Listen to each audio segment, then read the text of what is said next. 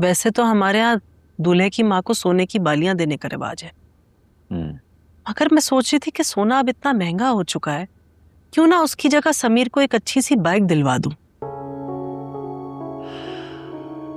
पता नहीं कब जान छूटेगी इन फरसूदा रसूमात से हमारी। बल्कि मुझे लगता है हमें खुद ही जान छुड़वा लेनी चाहिए। बेटा, ये सब इतना आसान नहीं है, और जरीना आपा है भी पुरानी रस्मात को अपने गले से बांधकर चलने वाली औरत। वो बहुत बुरा मनाएंगी। मैं तो ये भी नहीं जानती कि अभी वो बालियों का मुतबादिल बाइक कबूल करेंगी भी या नहीं। जो आपको ठीक लगे अम्मी वो कीजिए। हाँ, मगर मुझे ये मुनासिब नहीं लगता कि बेटी के साथ साथ उसके ससुराल वालों को भी माला माल किया जाए। बेटा, जरीना आपा आखिर इसी माशरे का हिस्सा है ना। जी। और किसे बुरा लगता है कि बहू लाखों का सामान घर लेकर आ रही हो? वो इन्हीं रस्मात की हामिल है। जाहिर है खाला भी यही चाहेंगी कि उनकी बहू लाखों का सामान लेकर घर आए। बेटा, ये तो अल्लाह का शुक्र है कि हम अपनी किंजा को सब कुछ दे पा रहे हैं, वरना अक्सर लोग तो इतना कुछ जमा ही नहीं कर सकते।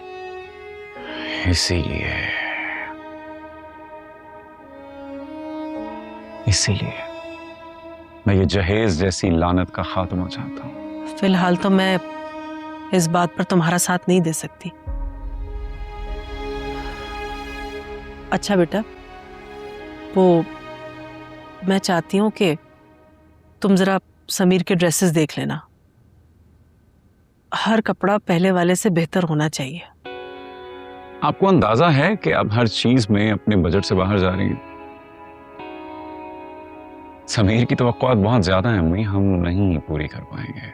उसामा, समीर की जगह कोई और लड़का होता तब भी मैं यही सब करती। बेटी की उसके ससुराल में इज्जत बनाने के लिए उसके ससुराल वालों को बहुत इज्जत देनी पड़ती है।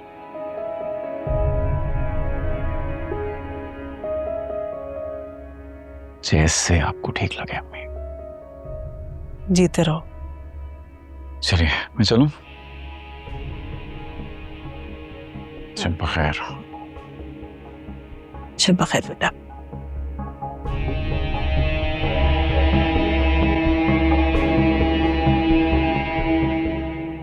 आज दो कंपनीज के एमडीज के साथ अलग अलग टाइमिंग्स में मीटिंग्स थे। सारा दिन बहुत बोरिंग गुजरा, but when I saw you I felt fresh. मसरूफ तो मैं भी थी, लेकिन तुम्हारे साथ का खूबसूरत एहसास सारी थकन उड़ा ले गया। मनपसंद इंसान के साथ का एहसास ही बहुत हसीन होता है। पहले ऐसी मीटिंग्स फिलहाल अटेंड कर लिया करता था।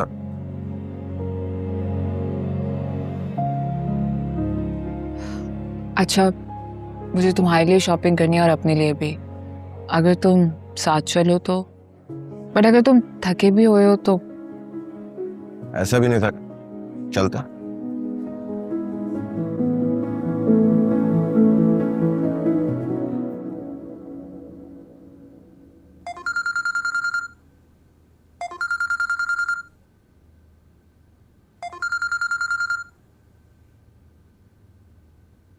हेलो। हेलो रमशा भाभी, कैसी है? मैं बिल्कुल ठीक, तुम कैसी हो? मैं ठीक हूँ, बस अभी अभी फ्री हुई हूँ। पहला ख्याल आपका आया तो मैंने कॉल मिला ली। बहुत अच्छा किया। तुम्हारे घर पे तो शादी की तैयारियां चल रही होंगी ना? ऑफिस में इतना काम होता है, पता ही नहीं चलता इन चीजों का। मनाल, तुम्हारी शादी के बाद उस घर में पहला फंक्शन है ये कोई, तुम्हें तो अच्छे से सेलिब्रेट करना चाहिए ना। इतने बड़े दुख से गुजरने के बाद कोई खुशी खुशी नहीं लगती।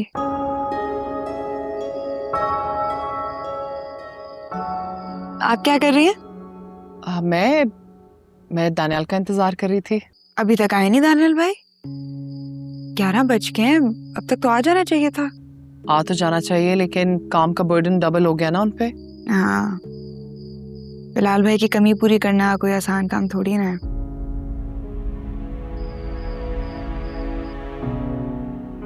मुझे ये बताओ, उसामा कब आता है? उसका कोई फिक्स टाइम नहीं है, कभी 2 भी बज जाते हैं। दानियाल भाई आने वाले होंगे ना, आप उन्हें टाइम दें, एंजॉय करें। तुम तो ऐसे कह रही हो जैसे आज पहली बार दानियाल मिलने आ रहे हैं मुझे। भाई मेरे हस्बैंड हैं, कई साल हो गए हमारी शादी को। आप ठीक कह रही हैं, लेकिन मुझे ऐसा लगता है कि आपको स्पेशल तैयार होना चाहिए ताकि वो आपके अलावा किसी और को ना देखे। कोई और तो आ चुकी है। आप भी फिर आप है भाभी। अच्छा मनाल, मुझे लगता है दानियाल आ गए हैं, फिर बात करते हैं, ठीक है? Happy anniversary. खुदा हाफिज। Thank you. Allah Hafiz.